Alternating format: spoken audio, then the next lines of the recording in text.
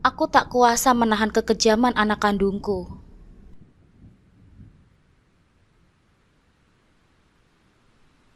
Assalamualaikum sahabat curhatku. Terima kasih sudah datang ke channelku ini. Untuk yang sudah subscribe, semoga rezekinya dilancarkan ya. Amin ya robbal alamin.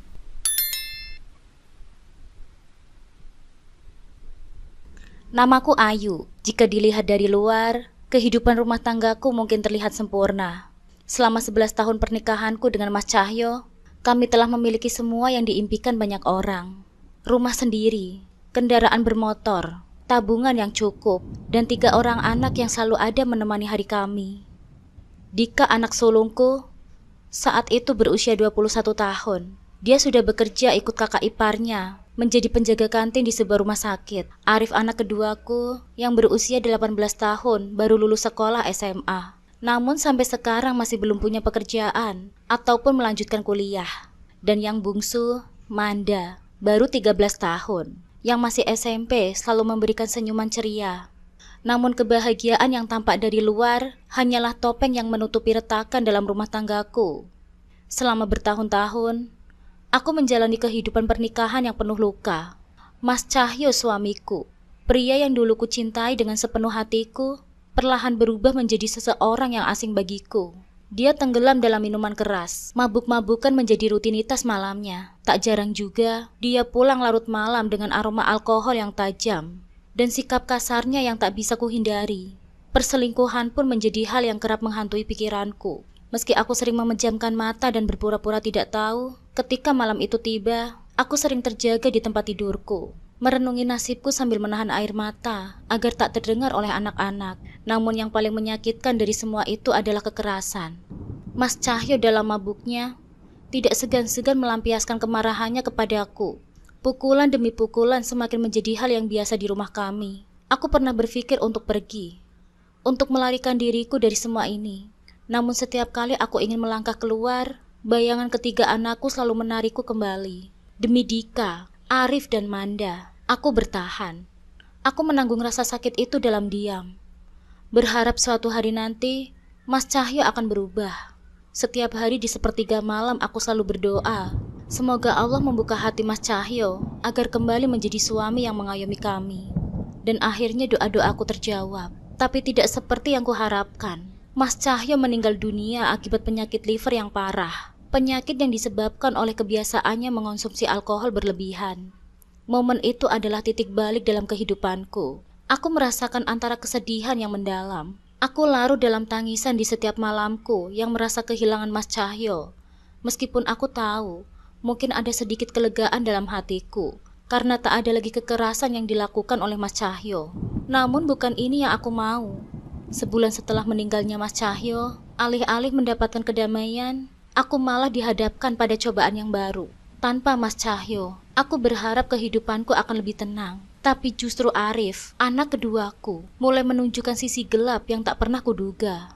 Arif yang dulu manis dan penurut, berubah menjadi pemuda yang penuh kemarahan. Dia marah pada dunia, marah pada nasib yang merenggut ayahnya, dan sering melampiaskan kemarahan itu kepadaku dan saudara-saudaranya. Sore itu, aku duduk sendirian di ruang tamu, menatap foto keluarga kami yang terbingkai rapi di dinding. Foto itu diambil bertahun-tahun yang lalu, saat semuanya masih terasa normal. Saat itu, aku, Mas Cahyo, dan ketiga anak kami masih bisa tersenyum bahagia di depan kamera. Namun ini semua terasa begitu jauh, seperti kenangan yang sulit kugapai kembali. Di dalam pikiranku, kenangan masa lalu terus membayangiku, terutama tentang bagaimana Mas Cahyo membesarkan anak-anak kami, terutama Arif. Mas Cahyo memang sangat menginginkan sekali anak laki-laki.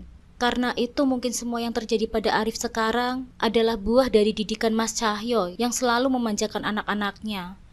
Mas Cahyo selalu menjadi sosok yang memberikan segalanya dengan mudah. Apapun yang Dika dan Arif minta, pasti akan dipenuhi tanpa pertimbangan. Tak ada batasan, tak ada konsekuensi. Mas Cahyo selalu berpikir bahwa memberikan materi dan kesenangan adalah bentuk cinta yang sejati. Namun aku mulai menyadari betapa salahnya cara itu. Saat Arif menginginkan sesuatu, Mas Cahyo langsung menuruti tanpa berpikir panjang, seolah takut mengecewakan putranya. Arif tumbuh menjadi anak yang tidak pernah tahu bagaimana rasanya menunggu, berusaha, atau menghargai apa yang sudah dimiliki. Semuanya terlalu mudah, terlalu instan. Dia tidak pernah diajarkan tentang usaha, disiplin, atau rasa tanggung jawab. Berbeda dengan Dika, meski juga dimanjakan oleh Mas Cahyo, Dika memiliki sedikit pengertian. Ia lebih mandiri dan memahami bahwa kehidupan tidak selalu mudah. Dika seringkali menahan diri, belajar untuk berdiri di atas kakinya sendiri. Tetapi sejak kepergian Mas Cahyo, aku bisa merasakan betapa Dika sangat terluka. Rasa sakit yang Dika rasakan tak pernah benar-benar diungkapkannya. Tapi aku bisa melihatnya di setiap langkahnya. 3 bulan sebelum kematian Mas Cahyo, Dika sedang mempersiapkan pernikahannya. Semua rencana sudah disusun dengan rapi. Namun kabar buruk itu datang seperti petir di siang bolong, menghancurkan seluruh harapan Dika untuk merayakan momen bahagianya bersama ayahnya. Hari-hari setelah kepergian Mas Cahyo, Dika berubah menjadi pendiam dan suka menyendiri. Tidak ada lagi tawa, tidak ada lagi semangat. Pernikahan yang seharusnya menjadi momen bahagia malah berjalan dengan kesedihan yang mendalam. Aku masih ingat akad nikahnya di depan penghulu. Suasana hening dan penuh duka. Saat ia mengucapkan ijab kabul di depan penghulu, air mata jatuh di pipinya. Bukan karena kebahagiaan, tetapi karena ia teringat ayahnya yang telah meninggal dunia. Setelah pernikahan itu, Dika memilih untuk tinggal bersama istrinya di rumah yang mereka kontrak. Meninggalkan rumah ini, mungkin itu adalah caranya untuk menjauh dari bayang-bayang masa lalu. Kini di rumah ini hanya tinggal aku, Arif, dan Manda. Seharusnya dengan berkurangnya satu beban, kehidupanku akan menjadi sedikit lebih mudah. Tapi yang terjadi justru sebaliknya. Arif semakin tak terkendali. Kematian Mas Cahyo nampaknya membuat Arif semakin kehilangan arah. Ia justru semakin tak memikirkan keluarga, aku dan Manda. Arif yang seharusnya menjadi tulang punggung, justru tenggelam dalam perjudian online. Mencari uang dari situ, yang sebenarnya justru selalu habis sebelum ia sempat menang. Setiap kali Arif kalah berjudi, amarahnya meledak-ledak. Barang-barang di rumah menjadi sasaran kemarahannya. Aku sering mendapati diriku meringkuk di sudut ruang tamu, memeluk Manda yang ketakutan, sementara suara bantingan barang-barang terdengar di seluruh penjuru rumah. Hati ini terasa perih setiap kali melihat Manda yang polos dan tidak bersalah harus mengalami semua itu. Aku sering merenung di malam hari, menatap langit-langit kamar sambil berusaha menahan air mata yang sudah tak terbendung. Apakah semua ini adalah kesalahan kami, kesalahanku? Apakah Mas Cahyo dan aku telah merusak hidup anak-anak kami dengan cara kami membesarkan mereka? Aku bertanya-tanya, andai aku dulu lebih tegas, andai aku tidak membiarkan Mas Cahyo terlalu memanjakan mereka, mungkinkah Arif akan tumbuh menjadi sosok yang berbeda? Mungkinkah aku bisa melakukan sesuatu untuk mencegah ini terjadi? Dika meski telah menikah, masih merasakan kehilangan yang mendalam. Setiap kali ia datang berkunjung, rasa sakit itu masih terpancar jelas dari wajahnya. Namun kesedihan Dika bukan hanya teringat akan mendiang ayahnya. Ia juga merasa emosi dengan perilaku Arif yang sepertinya semakin menjadi liar. Saat Dika di rumah, ia justru sering diajak berkelahi oleh Arif. Aku tak kuasa menghadapi kedua putraku. Aku tidak bisa membela siapa-siapa. Aku dan Manda hanya bisa menangis di sudut ruang tamu. Setiap Dika dan Arif beradu argumen dan diakhiri dengan saling memukul. Aku sebenarnya sudah malu karena para tetangga juga ikut mengunjing keluargaku. Mereka bilang itu semua akibat kesalahan suamiku dulu. Para tetangga pun enggan terlibat terlalu jauh. Takut akan perilaku Arif yang semakin kasar. Bahkan tetangga-tetangga yang dulu ramah, kini mulai menjauh karena takut terjebak dalam masalah keluargaku. Aku merasa sendirian. Aku dan Manda hanya bisa mengendalikan satu sama lain. Aku dan Manda hanya bisa mengandalkan satu sama lain untuk bertahan di tengah badai itu. Hari-hari yang kulewati terasa begitu berat. Tidak ada lagi kehangatan keluarga seperti dulu. Hanya ada pertengkaran, air mata, dan kesepian yang menghantui setiap sudut rumahku. Aku tahu, aku harus melakukan sesuatu untuk menyelamatkan sisa keluargaku. Tapi bagaimana caranya? Aku tak lagi memiliki kekuatan seperti dulu. Aku sudah terlalu lelah menahan semua ini sendirian. Namun satu hal yang selalu aku pikirkan, aku tidak boleh menyerah. Meskipun semua terasa hancur, aku masih memiliki Manda. Dia satu-satunya cahaya di hidupku yang gelap ini. Demi Manda, aku harus tetap bertahan. Apapun yang akan terjadi, meskipun setiap langkah terasa semakin berat, aku akan terus melangkah. Mungkin suatu hari nanti, kehidupan kami akan berubah. Tapi untuk saat ini, aku hanya bisa berharap dan berdoa. Berharap bahwa keajaiban masih mungkin terjadi. Arif semakin sulit dikendalikan. Arif seperti sosok yang berbeda. Tidak lagi anakku yang ceria dan penuh tawa. Kekosongan hati yang ditinggalkan ayahnya membuatnya semakin terpuruk. Dan kini, setelah pertengkaran hebat antara Arif dan Dika beberapa minggu yang lalu, rumah ini benar-benar kehilangan semuanya. Dika yang biasanya datang untuk memberikan sedikit ketenangan, kini sudah tidak pernah lagi berkunjung. Rumah kami terasa hampa tanpa dirinya. Kepergian Dika justru membuat Arif semakin menjadi-jadi. Tidak hanya melampiaskan kemarahan dan frustasinya pada perabotan rumah, tetapi juga mulai melampiaskan amarahnya kepada kami, aku dan Manda. Setiap kali Arif kalah berjudi atau merasa tertekan, dia mulai memukul kami. Pukulan itu datang tanpa ampun, tanpa alasan yang jelas. Seolah kami adalah sasaran yang paling mudah untuk melampiaskan kebencian dan kekalahan yang terus-menerus ia rasakan. Aku pernah mencoba melawan. Suatu malam, setelah Arif membanting kursi dan menghancurkan vas bunga di ruang tamu, aku memberanikan diri untuk berkata, "Arif, hentikan ini semua. Kamu sudah keterlaluan." Tapi apa yang kudapatkan? Ia menjadi lebih liar, matanya merah penuh kemarahan, seperti seseorang yang tidak lagi mengenalku sebagai ibunya. "Diam, Bu!" teriaknya sambil mengancam akan membunuhku. Ia mengangkat tangannya, dan saat itulah aku sadar, aku tidak berdaya di hadapannya. Setiap kali aku mencoba melawannya, akibatnya selalu lebih buruk. Aku sering berakhir tergeletak di lantai. Tubuhku penuh luka dan lebam. Namun yang paling menyakitkan bukanlah pukulan fisik itu, melainkan rasa hancur di hatiku. Bagaimana mungkin anak yang kubesarkan dengan kasih sayang berubah menjadi iblis yang mengancam nyawa kami? Manda yang baru berusia 12 tahun adalah korban yang paling menyedihkan. Dia sering menangis di kamar, memelukku dengan erat, seolah mencari perlindungan dariku. Tapi aku tahu, aku tak mampu memberikannya. Setiap kali Arif marah, Manda akan gemetar ketakutan, bersembunyi di balik tubuhku. "Bu, tolong, Mas Arif jangan kesini," bisiknya penuh ketakutan. Setiap kali mendengar suara langkah kaki kakaknya. Tapi apalah dayaku, aku hanya bisa merangkulnya erat, memohon agar badai kemarahan itu segera berlalu. Para tetangga yang dulu begitu peduli, kini sudah tidak lagi peduli lagi dengan apa yang telah terjadi pada keluargaku. Mereka mulai menjauh, menutup pintu rapat-rapat setiap kali mendengar teriakan atau kegaduhan dari dalam rumah kami. Dan di mata mereka, aku adalah ibu yang gagal, seseorang yang tidak bisa mengendalikan anak-anaknya. Mereka tak tahu bahwa setiap hari aku berjuang.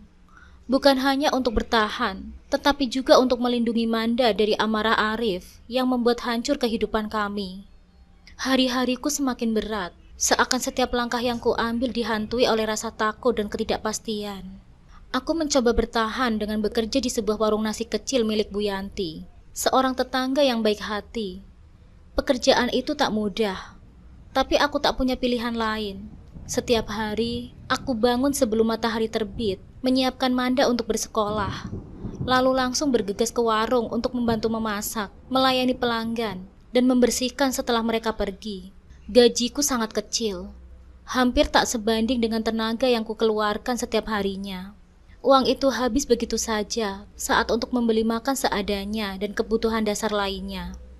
Terkadang, aku hanya bisa membeli nasi dan sedikit lauk untuk kami berdua. Meskipun begitu, aku selalu mencoba memastikan bahwa Manda mendapatkan yang terbaik. Meski itu berarti aku harus menahan lapar. Namun seberapa keras pun aku bekerja, uang yang kudapatkan tak pernah cukup.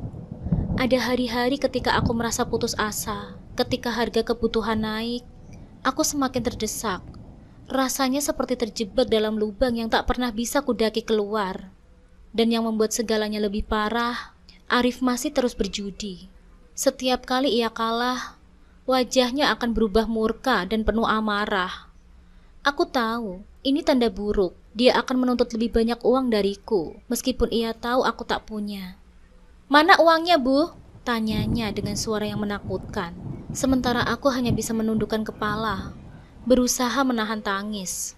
Uang apa, Arif? Semua sudah habis untuk makan kita, jawabku dengan pelan, meski aku tahu jawabanku tak akan membuatnya tenang. Jangan bohong, Bu. Ibu pasti simpan kan uang itu di suatu tempat? Bentaknya, sambil mendekatiku dengan langkah yang mengancam. Ketika aku tak bisa memberikan apa yang dia minta, amarahnya meluap. Dia mulai melemparku barang-barang, membanting pintu, bahkan tak jarang membentakku di depan Manda.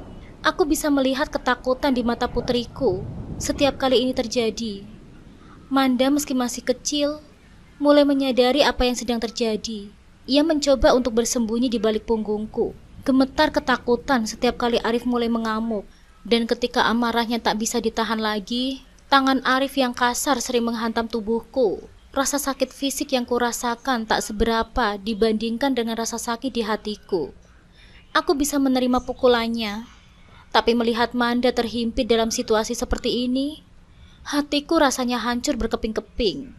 Aku merasa tak berdaya. Setiap kali dia memukulku, aku berusaha melindungi Manda sekuat tenagaku.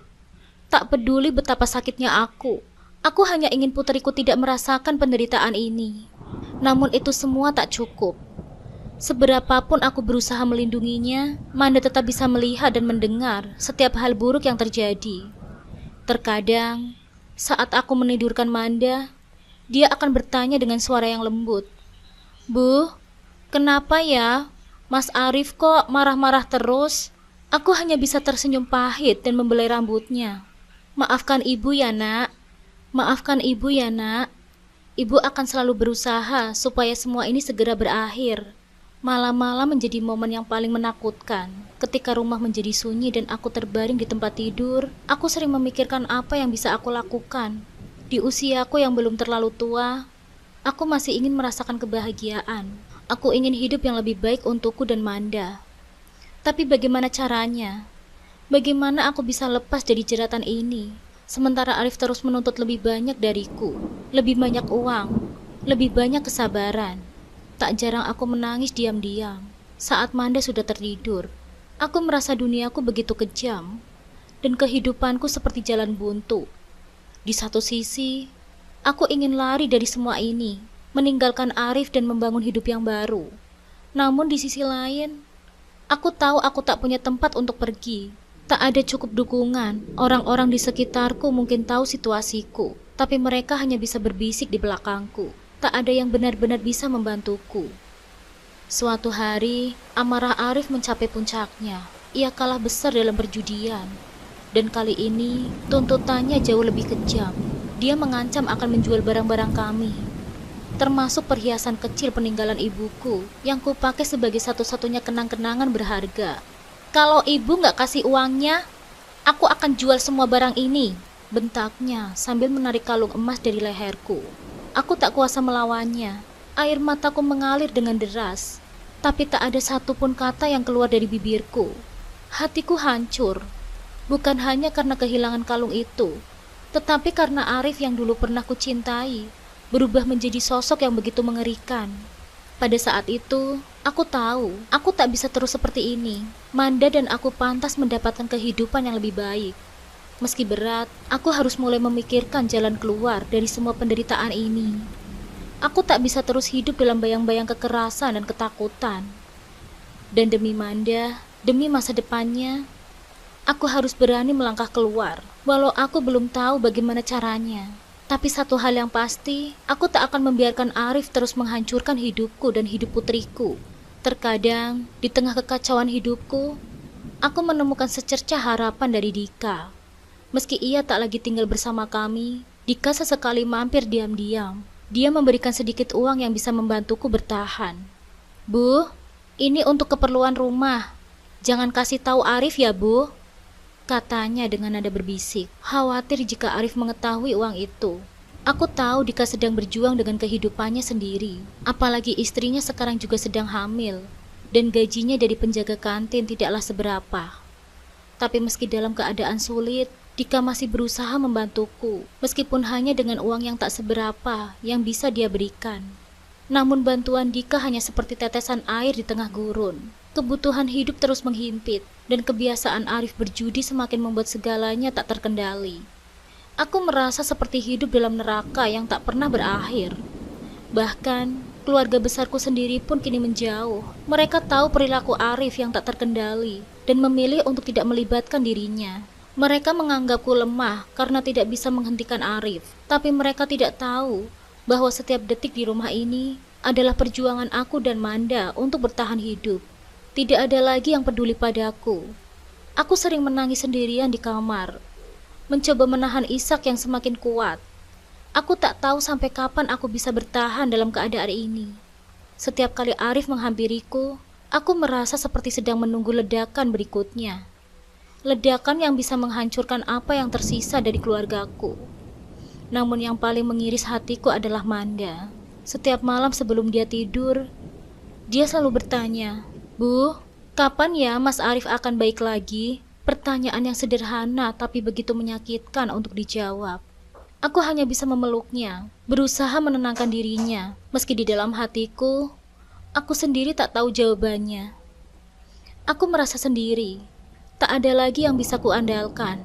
Semua orang yang dulu menyayangiku, kini bersembunyi di balik ketakutan dan penolakan. Aku hanya bisa berdoa, berharap suatu hari nanti, ada jalan keluar dari semua ini. Aku tahu hidupku tak akan pernah sama lagi, sejak Mas Cahyo meninggal dunia. Tapi aku tak pernah membayangkan akan sesulit ini.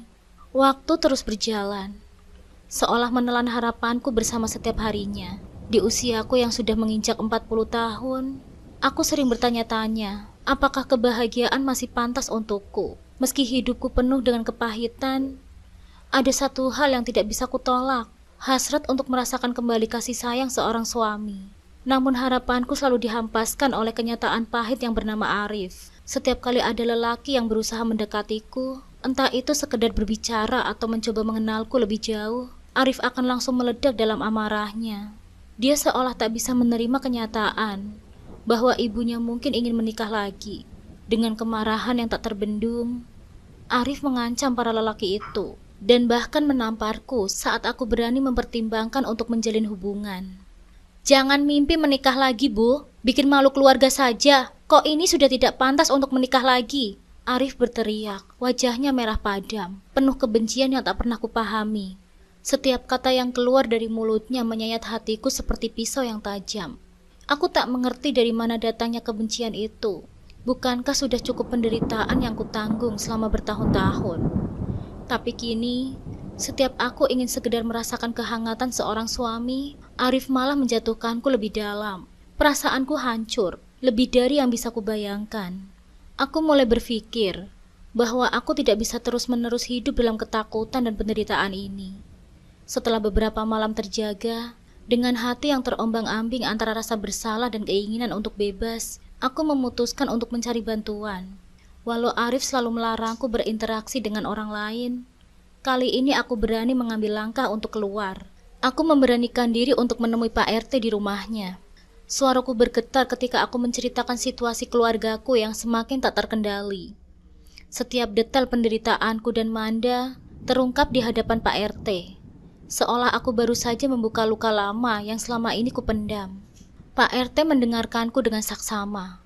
Sesekali mengangguk. "Ini memang bukan situasi yang mudah, Bu. Kita bisa mencoba ajak Arif bicara. Tapi kalau dia tetap keras kepala, mungkin langkah hukum perlu dipertimbangkan," katanya dengan hati-hati, jelas ingin menjaga perasaanku. Kata-kata Pak RT membuat hatiku terasa teriris. Hukum?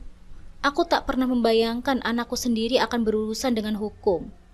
Membayangkan Arif ditangkap polisi, dipenjara dan kehilangan kebebasannya membuatku terasa sakit. Meski dia telah begitu menyakitiku dan Manda, aku tetap seorang ibu. Rasa cintaku padanya tak akan pernah pudar, meskipun dia tak pernah menyadarinya. Tapi di sisi lain, aku harus realistis. Jika Arif tak bisa berubah, aku tak punya pilihan lain selain mengambil langkah yang lebih tegas. Aku tak bisa membiarkan Manda terus hidup dalam ketakutan, dalam cengkraman amarah kakaknya yang tak terkendali. Malam itu, Setelah kembali ke rumah, aku melihat Manda sedang duduk di meja makan, sibuk dengan buku pelajarannya. Raut wajahnya yang tenang, tak pernah menuntut apapun dariku. Dia selalu menjadi anak yang pengertian dan sabar, meski kehidupan kami tak pernah mudah. Melihatnya, hatiku terasa sakit. Aku tahu bagaimanapun, aku harus melindunginya. Tak peduli seberapa besar cinta seorang ibu kepada anaknya. Aku tak bisa membiarkan Arif menghancurkan masa depan Manda. Dalam hati, aku merasa bimbang. Bagaimana jika tindakan yang aku ambil, ini justru membuat semuanya semakin buruk. Namun ketika melihat mata Manda yang penuh keletihan, aku tahu, aku tak bisa menunggu lebih lama lagi. Malam itu, aku berdoa. Berdoa dengan seluruh keputusan yang kupendam. Aku memohon pada Allah untuk memberikan kekuatan, menunjukkan jalan yang benar. Aku tahu langkah yang aku ambil ini sangat sulit, penuh dengan tantangan, tapi demi keluargaku, demi Manda, aku harus berani melangkah. Pagi itu, suasana rumah terasa sunyi dari biasanya. Aku sedang menyapu ruang tamu ketika tiba-tiba ponselku bergetar. Nama Dika muncul di layar. Meski hubungan Dika dan Arif semakin buruk, anakku yang sulung itu masih peduli padaku dan adiknya. Hatiku terasa hangat setiap kali Dika berusaha menjangkau kami. Meski aku tahu betapa berat baginya berhadapan dengan kemarahan Arif. Bu, kita harus lakukan ke Arif. Suaranya terdengar cemas di ujung telepon. Aku bisa bantu bawa dia ke panti rehabilitasi, Bu. Aku sudah ngobrol sama temanku yang bekerja di sana. Mungkin inilah satu-satunya cara agar dia bisa sadar. Lanjutnya.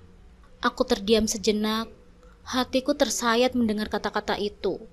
Rehabilitasi. Membayangkan anakku kini harus dibawa ke tempat itu karena terperosok dalam kebiasaan buruknya. Namun aku tahu, Dika ada benarnya. Arif butuh pertolongan. Keadaannya semakin memburuk. Dan jika ini satu-satunya cara untuk menyelamatkannya, aku harus berani mengambil langkah ini. Iya nak, ibu setuju. Kalau ini demi kebaikannya, kita harus lakukan. Jawabku dengan suara serak menahan tangis. Esok harinya, Dika datang bersama beberapa petugas dari panti rehabilitasi. Ketika mereka mengetuk pintu rumah, perasaanku bercampur aduk. Ada harapan bahwa ini akan menjadi titik balik. Tapi juga rasa takut bahwa Arif mungkin tidak akan menerimanya dengan baik. Dan benar saja, begitu Arif melihat mereka, wajahnya langsung berubah merah. Penuh kemarahan yang meluap. Apa yang kalian mau? Aku gak gila. Jangan anggap aku orang sakit jiwa, bentaknya. Sambil membanting pintu kamar dengan keras. Aku terpaku di tempatku berdiri. Air mataku tak bisa kubendung lagi. Hatiku remuk mendengar amarahnya. Tapi aku tahu, ini adalah langkah yang harus aku ambil. Arif terus berteriak, menolak ajakan para petugas yang dengan tenang mencoba membujuknya. Tapi pada akhirnya, mereka harus mengerahkan tenaga untuk membawanya pergi. Pemandangan itu terasa seperti mimpi buruk yang tak pernah kubayangkan. Aku hanya bisa menangis saat Arif dibawa keluar rumah. Ketika pintu akhirnya tertutup, keheningan yang mengikuti terasa menyakitkan. Aku merasa kehilangan. Meski aku tahu, ini adalah demi kebaikan Arif. Hari itu, rumah terasa begitu sepi. Namun di dalam hatiku, ada sedikit harapan. Harapan bahwa ini mungkin menjadi awal dari perubahan yang baik untuk keluargaku. Beberapa bulan berlalu, dan Arif perlahan menjalani proses pemulihan di pusat rehabilitasi. Setiap kali aku mengunjunginya, aku melihat kemajuan. Meskipun kecil, terapi yang dia jalani nampak membantu. Dan meski dia masih sering marah-marah, ada momen-momen di mana aku bisa melihat anakku yang dulu, sebelum semua masalah ini menghancurkannya. Sementara itu, aku mulai memperbaiki kehidupanku di rumah. Aku kembali bekerja di warung nasi, dan meski gajiku tak seberapa, aku merasa lebih tenang. Setidaknya, tidak ada lagi ketakutan setiap kali mendengar suara pintu terbuka, atau langkah kaki yang berat yang selalu membuat hatiku berdegup dengan kencang. Manda pun terlihat lebih ceria. Senyumnya mulai kembali menghiasi hari-hariku, dan itu adalah kebahagiaan kecil yang tak pernah ternilai. Dika semakin sering berkunjung. Dia tak hanya datang sendirian, tapi juga membawa istri dan cucu kecilku yang baru bisa kutemui sekarang. Saat pertama kali melihat wajah kecil cucuku, Hatiku seperti diselimuti oleh kehangatan. Kehadirannya memberiku rasa bahwa kehidupan ini masih memiliki makna yang indah. Tawa cucuku yang riang seperti pelipur lara atas semua kepedihan yang pernah kualami. Meski kehidupanku tak sama lagi seperti dulu, aku merasakan ada cahaya baru yang menerangi kegelapan hidupku. Hubunganku dengan Dika semakin erat. Ia sering menanyakan kabar Arif dan menawarkan bantuan dalam bentuk apapun yang dia bisa. Aku tahu, meskipun Arif seringkali menyakitinya, Dika masih mencintai adiknya. Aku yakin, Bu, Arif bisa sembuh. Dia cuma butuh waktu, katanya suatu kali ketika kami duduk bersama di ruang tamu, memandangi Manda yang sedang bermain dengan sepupunya. Hari-hari terasa lebih ringan. Meski beban masa lalu masih menghantui, aku mulai percaya bahwa masa depan bisa diubah. Hidupku yang dulu penuh dengan tekanan dan ketakutan, kini perlahan mulai menemukan keseimbangan. Pekerjaan di warung nasi memberiku sedikit kebebasan finansial. Meski tidak banyak, tapi cukup untuk memberikan rasa tenang. Dan setiap kali aku melihat Manda tersenyum, aku tahu bahwa perjuanganku belum sia-sia. Aku juga sering berdoa agar Allah memberikan kekuatan pada Arif. Meski proses pemulihannya masih panjang, aku percaya dia bisa berubah. Setidaknya, aku ingin percaya bahwa suatu hari nanti kami bisa kembali menjadi keluarga yang utuh, tanpa ada rasa sakit atau amarah yang memisahkan kami. Usiaku kini sudah memasuki 40 tahun, tapi aku merasa masih ada waktu bagiku untuk menemukan kebahagiaan yang sesungguhnya. Luka-luka di hatiku mungkin tidak akan sepenuhnya sembuh, tapi aku yakin aku masih bisa menjalani hidup yang lebih baik bersama anak-anakku. Masa lalu memang penuh dengan kepedihan, tapi kini masa depan adalah lembaran baru yang mulai kutulis perlahan. Hidupku kini bukan lagi tentang bayang-bayang kelam masa lalu, tapi tentang harapan yang tumbuh dari kegelapan. Cahaya itu semakin terang seiring aku dan keluargaku berjalan menuju pemulihan yang hakiki.